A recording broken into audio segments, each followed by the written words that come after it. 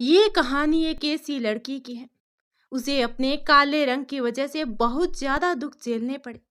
श्रीधर की बेटी जिया, रंग सांवला था लेकिन मन की साफ थी। जिया की माँ नहीं थी, वो बचपन में ही चल बसी। वो अपने पिता और भाई भाभी के साथ रहती थी। जिया के घर रिश्ते तो बहुत आए, किंतु कुछ लोग सांवले रंग की वजह से चले जाते, तो कुछ लोग सांवले रंग को धन के तराजू में तोल कर लेना चाहते थे। एक दिन श्रीधर का दोस्त दीनदयाल उसके घर आया। जब उन्हें अपने फ्रेंड की परेशानी का पता चला, तो अपने दोस्त की चिंता को मिटाने के लिए अपने बेटे राघव से बिना पूछे उसका रिश्ता जिया से तय कराए। जब माँ ने राघव को बताया, क्या कहा माँ? मैं उस कलूटी लड़की से शादी नहीं करूंगा। उसे देखकर गांव वाले क्या कहेंगे, मेरे दोस्त क्या कहेंगे? इससे अच्छा तो आप मुझे जहर देकर ही मार देते। बेटा, तुम्हें यह रिश्ता करना पड़ेगा, क्योंकि तुम्हारे पिताजी लकीर के फकीर हैं। लेकिन राघव को यह रिश्ता नामंजूर था। लेकिन पिताजी के दबाव में आकर राघव को शादी करनी ही पड़ी। शादी के बाद जिया राघव के घर आ गई। राघव की मां नंदा नाम से तो देवी थी, लेकिन वास्तव में थी तो कुछ और ही। नंदा ने जब देखा कि उसका पति दीनदयाल किसी काम से बाहर चला गया और बेटा भी माला फेंक कर बाहर भाग गया, बहू अकेली दरवाजे पर खड़ी है, तो नंदा बोली, अरे ओ कुलक्षणी, यहाँ खड़ी होकर क्या अपने बाप को रो रही है, जिसने दहेज में एक थैला तक नहीं दिया? जिया अवाक रह जाती है और सारी बातें समझ जाती है। क्यों सास उसे दुत्कार रही है। माँ जी, मेरे पिताजी को कुछ मत कहिए, वो। नंदा बीच में ही बात काटते हुए बोली, तो अब ये लड़की बोलती भी है। सुन कलूटी, तेरी औकात इस घर में नौकर जैसी है, और खबरदार आइंदा से मुझे माँ जी कहा तो। इसी बीच दीनदयाल जी भी घर आ जाते हैं। नंदा तो एकदम चुप हो जाती है। तब दीनदयाल जी बोलते हैं, अरे बहू, अभी तक दरवाजे पर खड़ी है? जी मैं तो बहू से कह रही हूँ कि अंदर आ जाओ, पर शायद इसको अंदर की हवा फब नहीं रही, इसलिए बेचारी आंगन में खड़ी हो गई। क्यों बहू, मैं सही कह रही हूँ ना? नंदा जिया को अंदर ले जाती है, लेकिन मन ही मन उसे गालियां दे रही थी। रात के 10:30 बज चुके थे, लेकिन ना तो राघव का कुछ अता पता था। जिया भूखी प्यासी पड़ी रही। जब भूख असहनीय हो गई तो वो रसोई को ढूंढने लगी, लेकिन जब रसोई के पास आई तो क्या देखा? रसोई के तो मोटा सा ताला लगा हुआ था। बेचारी अपनी सास को भी कुछ नहीं कह सकती थी, बस भगवान से प्रार्थना कर रही थी। रोते रोते पता नहीं कब आंख लग गई। जब आंख खुली तो सुबह हो चुकी थी। जिया जल्दी से नहा धोकर रसोई में दाखिल होती है। तभी दीनदयाल जी कहते हैं, राघव और जिया को कुल देवी के दर्शन को ले जाना है।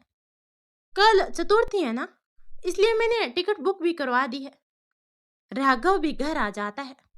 वो अपने पिताजी से कहता है कि वह कुल देवी के दर्शन के लिए जाने को तैयार है।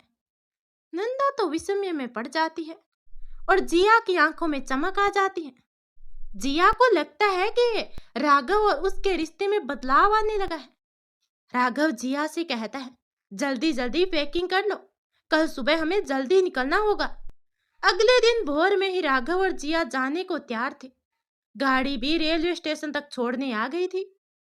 राघव और जिया गाड़ी में सवार होकर चल पड़े कुल देवी के दर्शन के लिए। जिया और राघव कुल देवी के दर्शन के लिए पहुंच जाते हैं। वह स्थान बीहड़ जंगलों से ढका हुआ था। यह स्थान तो बीहड़ जंगलों से ढका हुआ पहाड़ी और दुर्गम क्षेत्र था। रास्ते भी सुनसान थे। जिया को तो यहाँ भय सा लगने लगा। तभी राघव ने कहा, ये जो सामने पहाड़ी दिख रही है ना, इसको पार करते ही कुल देवी का मंदिर है। यह हमारा अपना पुश्तैनी मंदिर है, इसलिए यहाँ कोई खास आता जाता नहीं है। शाम होने वाली थी, रास्ता भी पथरीला था। जिया को चिंता होने लगी कि रात कहाँ गुजारेंगे। यहाँ तो दूर दूर तक कोई इंसान दिखाई नहीं दे रहा था। हम रात को कहाँ रहेंगे? राघव ने जिया की बात का कोई उत्तर नहीं दिया और चुपचाप आगे हो लिया। जिया बुरी तरह से थक चुकी थी, लेकिन चाह कर भी राघव को आराम के लिए नहीं कह पा रही थी। हमें यह पहाड़ी पार करनी पड़ेगी। अगर तुम मेरे साथ आना चाहती हो तो आ सकती हो, वरना यहीं बैठकर मेरी प्रतीक्षा करो। मैं खुद ही दर्शन करके आ जाऊंगा। जिया के सामने बड़ी चुनौती थी। अगर वो ऊपर जाना चाहती है तो उसमें इतना सामर्थ्य नहीं बचा था, और अगर नीचे ही बैठकर प्रतीक्षा करती तो रात होने लगी थी और वो वहां अकेली भी थी। जिया को कोई मार्ग नहीं सूझ रहा था। जिया भी जल्दी से उसके पीछे हो ली। चलते चलते वह पहाड़ की चोटी के पास पहुंच गए, जहां पर हल्का सा अंधेरे में सफेद मंदिर दिखाई दे रहा था। जिया ने राघव से पूछा, क्या यही वो मंदिर है? लेकिन राघव की आवाज नहीं आई। राघव वहां था ही नहीं। अब तो जिया बहुत डर गई। न आगे के रास्ते का पूरा ज्ञान था, न पीछे जा सकती थी, क्योंकि वहां पहाड़ियों से ग्रामीण बस्तियां बहुत दूर मध्यम लाइट दिखाई दे रही थी। जिया ने राघव को पुकारा, राघव, राघव, कहाँ हो तुम? किंतु कोई उत्तर नहीं मिला। जिया वहीं पर बैठ गई। रात हो चुकी थी। अब तो जंगलों में जंगली जानवरों की आवाजें आने लगी। राघव जिया को जंगल में छोड़कर चुपचाप नीचे की ओर खिसक लिया। अंधेरा ज्यादा था। तभी राघव का पैर फिसला, वो धड़ाम से नीचे गिरा। उसकी चीख निकल पड़ी। जिया को राघव की चीख सुनाई पड़ी। वह जल्दी से राघव को खोजने लग गई। जिया ने आवाज का अनुसरण किया और वहां गई। पास में ही राघव का मोबाइल पड़ा था। जिया जल्दी से राघव के पास आई। अर्ध घायल सी अवस्था में था राघव। तभी राघव अचेत सा होकर जिया ने राघव को उठाने की कोशिश की। काफी समय के बाद राघव को होश आया तो उसने देखा कि वो जिया के आंचल में पड़ा है। ईर्ष्यावश वह उठने की कोशिश करने लगा, किंतु उठ नहीं पाया। जिया रोए जा रही थी, लेकिन अंधेरे रास्ते में वो राघव को ना तो नीचे ले जा सकती थी और ना ही ऊपर मंदिर में। रात के 1:45 बज चुके थे। अचानक से मोबाइल में रेंज आ गई। जिया ने घर फोन किया, लेकिन किसी ने नहीं उठाया। जिया बार बार फोन करती रही, लेकिन फोन नहीं उठाया। तभी फोन की घंटी बजी तो जिया ने एकदम से फोन उठा लिया। दीनदयाल जी का फोन था। जिया ने सारी बातें दीनदयाल जी को बताई। दीनदयाल जी स्तब्ध खड़े थे। तभी वो बोले, बेटा, तुम चिंता मत करो। मुझे अब अपना रास्ता बता दो कि तुम कहाँ पर हो। जिया ने जो जो रास्ते में देखा वो सब बता दिया और कहा, यहाँ पहाड़ी वाले पुराने मंदिर के पास ही है हम। पहाड़ी वाला मंदिर? दीनदयाल जी तो अवाक रह गए। तभी दीनदयाल जी ने कुछ नौकर और गांव के साथियों को इकट्ठा किया और उस तरफ चल पड़े। घर में नंदा अकेली सोई हुई थी। उसको किसी भी बात की भनक नहीं थी। दीनदयाल जी को उस जगह पर जाते जाते सुबह के 4 बज चुके थे। राघव के पिताजी काफी मशक्कत के बाद आखिरकार उस स्थान पर पहुंच ही गए जहां पर राघव और जिया थे। राघव की ऐसी हालत देखकर दीनदयाल जी की आंखों में आंसू आ गए और वह बोले, यह सब कैसे हुआ? तब जिया ने उनको कहा, मंदिर की चढ़ाई करते समय इनका पैर फिसल गया था, इसलिए वह नीचे गिर गए और इनकी छाती में चोट आई है। दीनदयाल जी को यह बात समझ में नहीं आ रही थी कि राघव आखिरकार पुराने खंडहरों में जिया को लेकर क्यों आया है।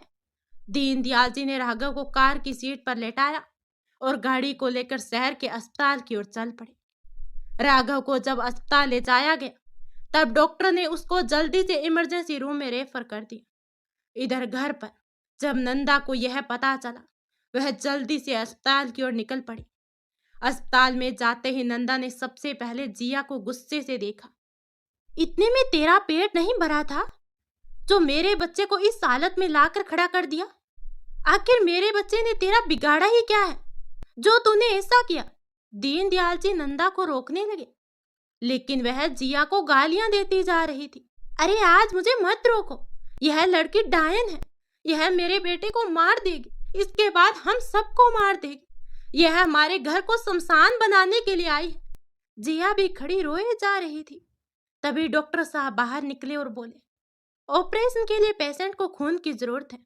आप जितना जल्दी हो सके खून का प्रबंध कीजिए। दीनदयाल जी ने तुरंत सभी ब्लड बैंक छान मारे, किंतु कहीं पर भी खून नहीं मिला। थके हारे वापस अस्पताल आ गए और बोले, कहीं पर भी खून का इंतजाम नहीं हुआ। नंदा जोर जोर से रोने लगती है। हे ईश्वर, उस काली डाई ने ये क्या कर दिया। दीनदयाल जी नंदा को समझाने लगे। तभी डॉक्टर ऑपरेशन थिएटर से बाहर निकल कर आया। दीनदयाल जी और नंदा सभी लोग डॉक्टर को देखने लगे जैसे कोई बुरी खबर की आशंका हो।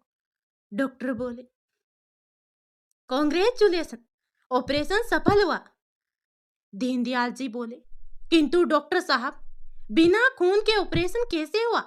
डॉक्टर बोले, खून तो मिल गया था, लेकिन खून आया कहां से। नंदा बोले। तब डॉक्टर ने कहा, मिस्टर राघव की पत्नी जिया का ब्लड उनसे मैच हो गया था। उन्होंने ही ब्लड देकर अपने पति की जान बचाई है, वरना आज कुछ भी हो सकता था। नंदा अवाक रह गई। दीनदयाल जी के चेहरे